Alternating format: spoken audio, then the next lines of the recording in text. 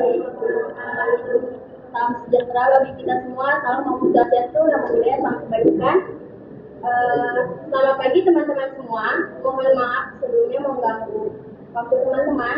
Saya minta perhatian teman-teman untuk fokus pada presentasi yang akan fokus saya bawakan.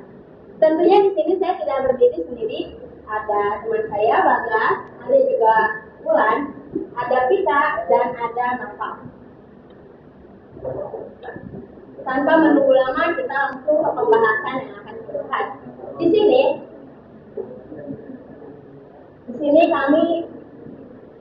tugas kami di sini adalah untuk memenuhi proyek akhir mata kuliah algoritma, yaitu implementasi program akhir tiket kereta api. Dengan tak lupa yang kami hormati pula dosen pengampu kami, yaitu Kak Anissa Purba.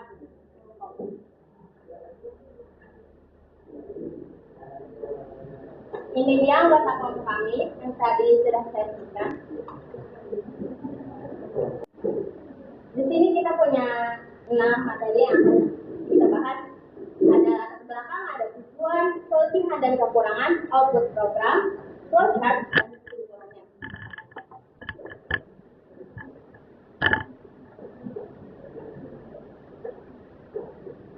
Pertama, kita langsung membahas latar belakang. Kereta api merupakan transportasi umum yang biasanya kita gunakan. Tentunya kita juga kan harus melibatkan kebutuhan efisiensinya, yakni pemantauan penjualan tiket dan pelacakan pendapatannya. Itu kan yang paling utama yang biasanya ada di kereta api. Lalu, penggunaan teknologi kasir membantu meningkatkan akurasi, mengurangi antrian, dan memudahkan manajemen transaksi di stasiun kereta api. Kenapa latar belakang kita membahas tentang manajemen transaksi di stasiun kereta api? Karena tadi sesuai di awal program, di awal judulnya kita pun sudah menjelaskan bahwa judul yang kita bahas adalah implementasi tentang pembayarannya. Tujuan program tiket kereta api ini dibuat untuk memudahkan pelanggan atau penumpang memesan tiket kereta secara sistematis. Program ini juga kami buat untuk mengasah kemampuan kami dalam membuat program pada mata kuliah algoritma. Kami tentunya di sini kami pun berharap dengan adanya mata kuliah ini, dengan adanya tugas ini di dalam mata kuliah algoritma, itu pun bisa membantu atau mengasah skill kami dalam mata kuliah algoritma. Tentunya bukan untuk kami saja. Kami harap teman-teman pun bisa mengasah kemampuan kalian dengan adanya tugas ini. Di sini kami akan menjelaskan dulu apa sih kelebihan dan kekurangan yang kami punya pada program yang kami buat. Kelebihannya adalah kami membangun desain dengan program yang sangat sederhana. 2. Pengguna dapat melakukan pembayaran. 3. Pemeriksaan data yang tepat. Maksudnya apa? Pemeriksaan data atau data yang masuk akan selalu diuraikan secara rinci. Tentunya kami berusaha menjamin bahwa data yang kami buat tidak salah lagi. Kekurangannya, antar muka konsol yang kurang menarik. Maksudnya apa? Maksudnya adalah tampilan program kami dari awal sampai akhir kami tidak menspesifikasi adanya keterangan mengenai tiket yang kami pesan. Di sini kami hanya memfokuskan pada pembayarannya saja, tidak memfokuskan pada jika Ulan memesan tiket 2, dia harus duduk di kursi mana, tidak memfokuskan dia harus ada di gerbong mana, karena kami hanya membuat program pada bagian hasilnya saja. Tentunya yang kami utamakan adalah penggunaan dapat melakukan pembayaran. Pengguna dapat melakukan pembayaran dan pemeriksaan data yang ketat, itu yang kami unggulkan. Dan kami kekurangan ada di antar muka konsol yang menarik. Dan kekurangan berikutnya adalah fitur dasar yang kurang lengkap seperti pembelian tiket, pemilihan kursi, dan jadwal keberangkatan. Di situ kami belum mengeksplor terlalu jauh ke sana. Ada output programnya. Dalam ini terdapat 4 pilihan menu. Untuk nomor satu beli tiket ekonomi, nomor 2 itu ada tiket eksekutif, nomor 3 ada pembelian tiket eksekutif. Dan apabila pengguna memilih nomor 4, maka pilihannya adalah kedua. Nah, di sini pun kami membuat daftar jurusan apa saja sih yang ada di kereta kami, data kereta api yang kami buat. Di sini ada jurusan Jakarta Bandung menggunakan ekonomi. Ini kami menggunakan ekonomi dulu tidak dulu ya, dengan harga-harganya. Jakarta Bandung dengan ekonomi berhargakan 100.000, Pasar Senen Yogyakarta ekonomi berhargakan 250.000, Bandung Surabaya dengan ekonomi berhargakan 150.000, Surabaya dan Yogyakarta ekonomi berhargakan 200.000, Jakarta ekonomi berhargakan 120.000. Nah, di sini pengguna bisa memilih tujuan mana yang akan dia pilih. Jumlah tiket yang ingin dibeli kan 2, masukkan nama pengguna ke 1. Nah, di sini kita bercontoh. Misalkan Yulia akan membeli tiket 2. Dia akan membeli tiket untuk siapa saja. Yang dimaksudkan program kami itu seperti itu. Jadi penumpang pertama ya dia Yulia, dan dia harus memasukkan juga gitu. Siapa penumpang kedua yang akan dia berikan tiket juga. Misalkan berarti di sini ada Yulia dan Tasya. Nah, setelah dia mengisi nama pemesan tiket tadi dengan tujuan Jakarta Bandung misalkan, dan menggunakan kelas ekonomi, jumlah tiketnya kan sudah 2. Total harganya adalah 200.000. Masukkan jumlah pembayaran. Jika si penumpang itu memasukkan jumlah pembayaran dengan total yang pas, dia memasukkan dengan nominal 200.000. Tentunya transaksi yang dia lakukan itu berhasil. Tetapi jika si penumpang misalkan dia memasukkan nominal uang sebesar 500.000, di sini output akan mengeluarkan kembalian dari 500.000 ke pakai 200.000. Otomatis kembalian yang akan dimunculkan oleh output adalah 300.000. Nah, tentunya kalau kalian sebagai pengguna gitu sudah melakukan transaksi tadi dan sudah jelas ada tulisan berhasil, maka akan keluarlah opsi ini. 1, kembali ke menu utama. Maksudnya adalah kalian akan memesan lagi atau tidak gitu. Menu utama kita yang tadi adalah tentang pemesanan tiket tadi. Dan jika kalian sudah selesai atau tidak ingin memesan lagi, maka kalian boleh pilih yang kedua. Nah, selanjutnya bisa teman-teman simpulkan kan tadi bahwa program yang kita buat ini khusus untuk pada saat pemesanan tiketnya saja, belum lebih ke spesifikasi tentang bangkunya, tentang keretanya, atau spesifikasi tentang kereta yang lainnya. Semoga teman-teman pun bisa puas dengan penjelasan saya. Dan di sini penjelasan itu belum selesai. Ada flowchart yang akan dijelaskan oleh teman saya. Untuk flowchartnya, di sini ada start. Nah, lalu tampilkan menu. Setelah itu pilih menu 1 sampai 4. Lalu di sini apakah pengguna yang ingin membeli tiket tersebut? Jika iya, pilih menu 1 sampai 3. Kalau tidak, maka pilih menu 4. Jika iya, maka akan muncul daftar jurusan. Daftar jurusan akan muncul pilih tujuan. Lalu pilih tujuan 1 sampai 5. Jika benar, maka akan muncul jumlah tiket yang diikuti. Jika tidak, pilihan tidak valid atau mana ya? Yang tidak validnya itu pilih tujuan itu tidak sesuai dari 1 sampai 5, jika 6, 7 kayak gitu. Nah, kalau yang benarnya itu pilihan itu jadi 1 sampai 5. Lalu akan muncul jumlah tiket yang ingin dibeli. Lalu akan disuruh menginput nama penumpang.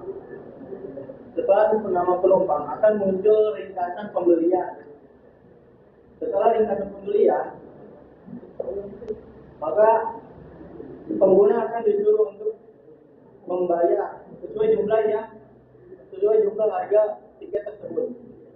Jumlah pembayarannya itu jika tidak benar atau dananya tidak mencukupi, maka program akan menyuruh pengguna untuk mengulang atau menginput kembali harga versi dananya itu sesuai dengan harga total jumlah pembayaran. Jika benar, maka akan muncul pesan pembelian berhasil. Setelah itu pilih opsi 1 sampai 2. Di sini apakah si pengguna ingin mengulang kembali atau menginput pembelian tiket yang tadi? Jika iya, maka pilih opsi 1. Jika tidak atau ingin mengakhiri program tersebut, maka pilih opsi 2.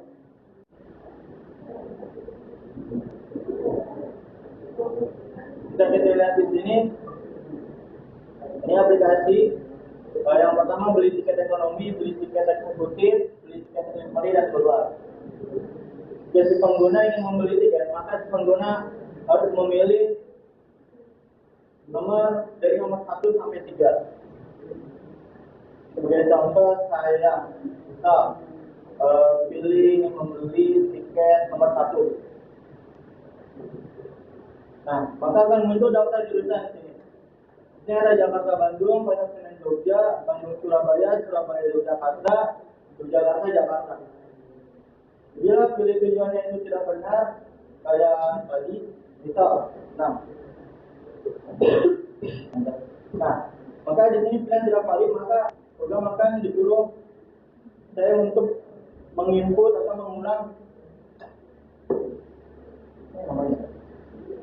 menginput dan nomor yang sesuai yang ada di daftar jurusan tersebut. Misal saya pilihnya yang 4. Nah, jika benar di sini maka akan muncul jumlah tiket yang ingin dibeli. Misal saya ingin membeli jumlah tiketnya itu 1 aja. Nah, setelah itu maka program akan disuruh untuk memasukkan nama penumpang. Penumpangnya bagas.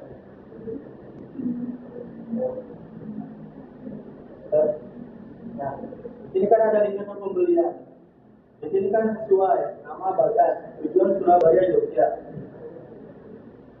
Lalu jumlah tiket yang dibeli kan 1, lokal harga 200.000. Masukkan jumlah pembayaran. Jika jumlah pembayarannya itu kurang, misal 100.000,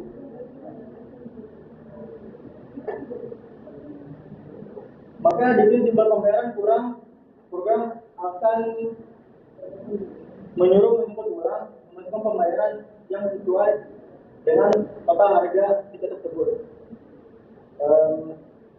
Bila lebih kan muncul berapa lebih 9.000.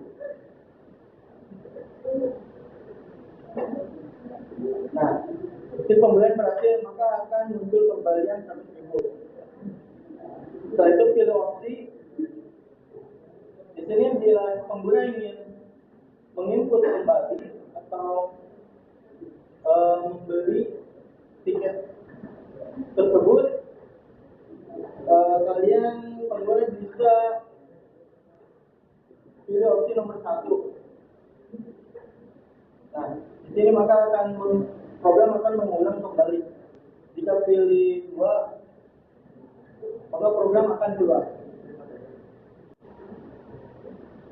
Oke teman-teman, mungkin tadi sudah jelas pembahasan tentang prosesnya, tentunya sudah jelas pula pembahasan tentang koordinatnya seperti apa oleh saudara Bagas. Terakhir, kesimpulan Dari program tersebut terdapat sequence selection, moving wire, dan lain. Pengguna dapat melakukan pembelian dan memasukkan beberapa informasi seperti tujuan, jumlah tiket, dan nama penumpang. Dari program ini juga menyediakan menu utama, pilihan menu yang valid. Di sini juga setiap pembelian tiket dihitung secara akurat, termasuk kembalian yang karena informasi tiketnya disimpan di dalam alat. Jadi tentunya kami menjamin akurat data yang pengguna beli gitu, akurat data yang pengguna masukkan. Mungkin cukup sekian penjelasan yang dapat saya sampaikan kepada teman-teman semua. Kita lanjut ke sesi berikutnya, yaitu sesi tanya jawab. Jika teman-teman penasaran nih apa yang mau teman-teman tanyakan, boleh langsung ditanyakan. Waktu dan tempat kami persilahkan. Yang mau bertanya boleh angkat tangan terlebih dahulu. Oke, ada saudara Pakti. Boleh Pakti? Baik, terima kasih yang memberikan kesempatan pada kami. Sebelum saya bertanya, mungkin saya akan mengapresiasi teman-teman Putri yang telah memberikan proses yang baik.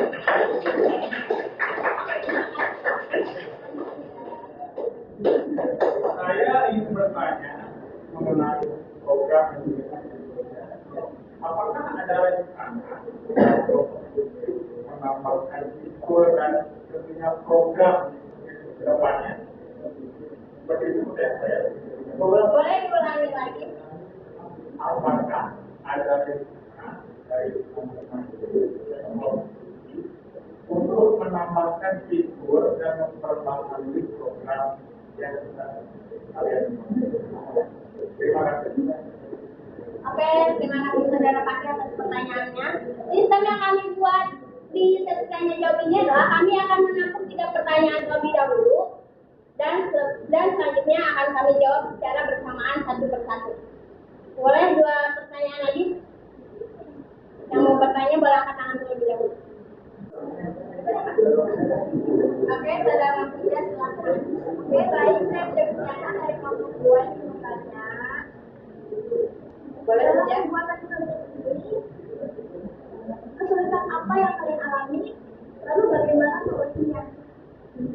Solusi yang kalian temukan. Oke, baik, saudara Pujian, terima kasih. Oke, sudah ada 2 pertanyaan. Kami meminta waktu beberapa menit untuk kami diskusikan dan akan langsung kami jawab pertanyaan. Apakah ada rencana untuk menambahkan fitur baru atau memperbarui program ini di masa depan? Di masa yang akan datang mungkin ya, di masa depan. Nah, di sini yang akan menjawab pertanyaan ini kami serahkan ke teman saya di Maulana Merah.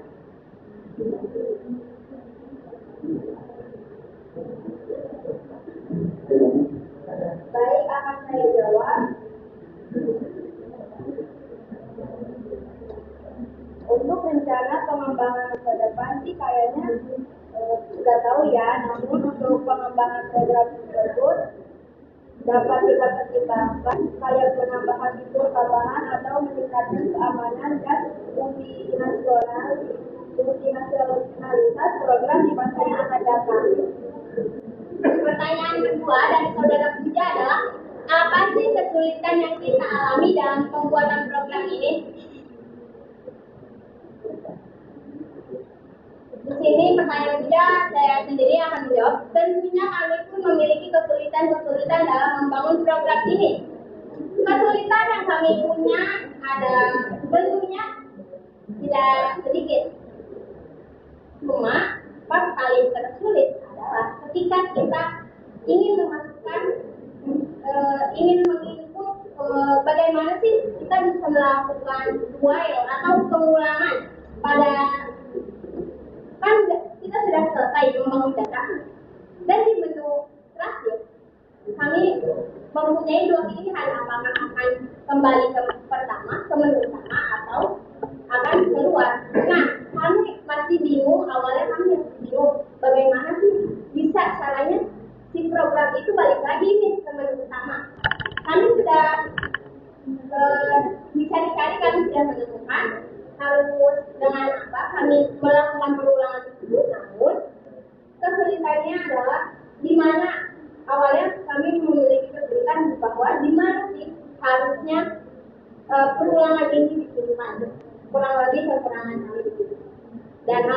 alhamdulillah kami sudah menemukan solusinya dan hari ini kita bisa menjalankan program yang kami buat. Oke, mungkin sekian yang dapat kami sampaikan. Kami dari kelompok 6 memohon maaf sebesar-besarnya apabila ada kekurangan dari program yang kami buat. Mungkin kami belum seberapa, mungkin teman-teman pun mempunyai ide yang lebih banyak. Kurang lebihnya kami mohon maaf. Sekian dari kami. Wassalamualaikum warahmatullahi wabarakatuh.